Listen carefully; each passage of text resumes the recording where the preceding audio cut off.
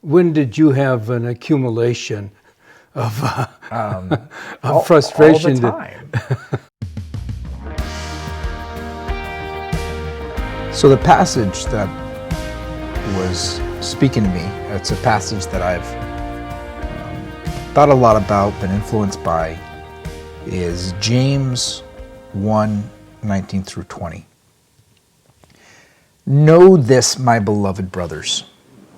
Let every person be quick to hear, slow to speak, and slow to anger.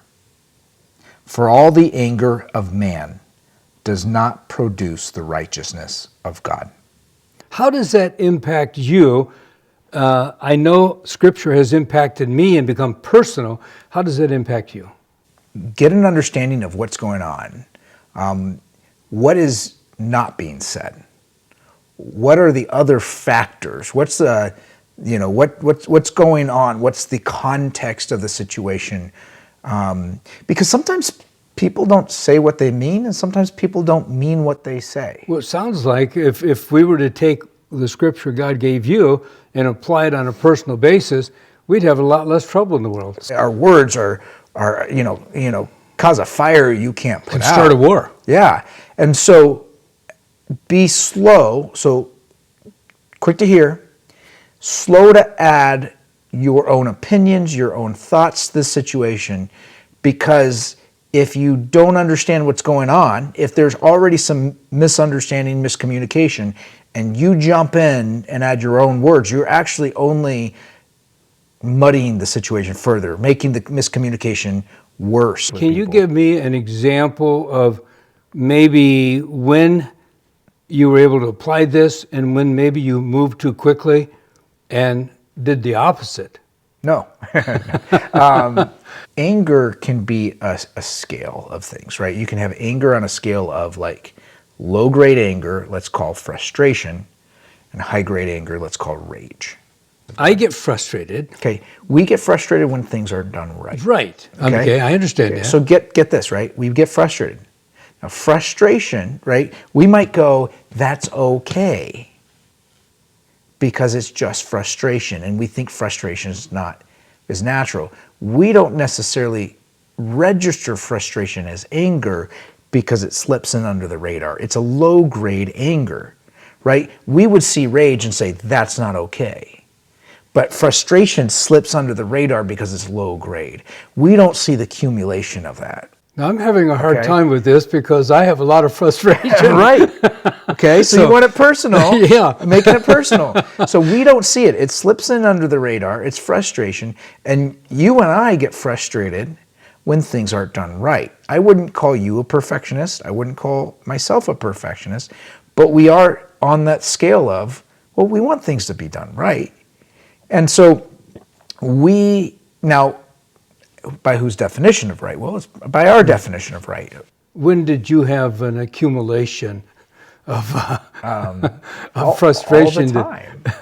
We can get frustrated when things or people get in the way of things being done right. Okay? Mm-hmm. I get that. And what this scripture is saying, okay, what this scripture is saying, there's a few things. When you're talking with people, take your time to understand what's going on. Don't speak too quickly. And then, right, you might determine that things aren't being done right. Be slow to voice your frustration or anger or rage, whatever on the scale it is, be slow to voice it, because here's the deal. Your frustration, your anger does not make things better. But I get frustrated cooking a loaf of bread. I get frustrated when I'm working out in the back 40 and something's going wrong. So I live with that kind of frustration. The frustration lets off steam. But that's but not it doesn't make a better loaf of bread. No, but it doesn't mean I'm coming against people. But it doesn't make a better loaf of bread. But the point of the passage is, when you're around people, right? Right. When you're around people and you voice that frustration, that's good. It does not produce a right result. So like if you think about our children, if we want character change in them, letting out our frustration at them Won't help. almost never produces, not almost never, it never produces, right? In the moment, they might do what we want, but they are not being changed. You haven't actually helped disciple or shape their character or their heart. The anger does not actually produce a right? We want things to be done right.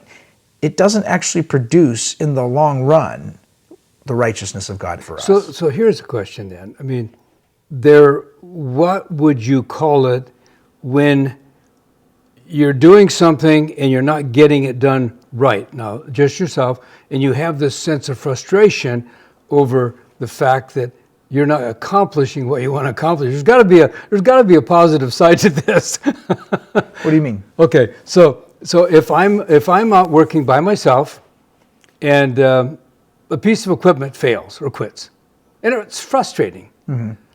What would we call that, since it has nothing to do with the person? I'm not angry at God, and I'm not necessarily angry at myself. So I got to have a way out here. I see anxiety and frustration as both like things aren't going the way I want them to, and one, I'm spinning my wheels, getting stuck further. The other, I'm grinding my gears and I'm actually tearing up the engine. Yeah. Right? Good. So then, if you look at it that way, right, the wrath of man, the anger of man, does not produce the righteousness of God, right? It could be, right? And we all get frustrated, so it's not like, but the fact is that the same thing that you need for anxiety is the same thing you actually need when you have frustration. Step back. Stop. Right? Step back. The quick to hear, slow to speak, yes. right? So step back, take a foot off the gas.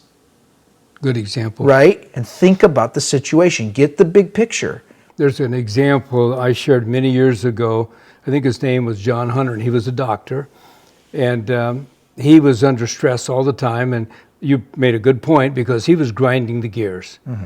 And he was also spinning the wheels, because his frustration and stress caused him to have high blood pressure. And he made this statement. He said, "The next person that gets me angry will kill me." And he went to a convention, and he was giving a lecture, and someone, a doctor in the audience, spoke up and said something in disagreement, and he just kind of exploded, dropped dead of a heart attack. So I think that's a good illustration of what you're saying. Right. It can destroy your life. To grind my gears, spin my wheels. If that is my instinct, right? That's what I know how to do.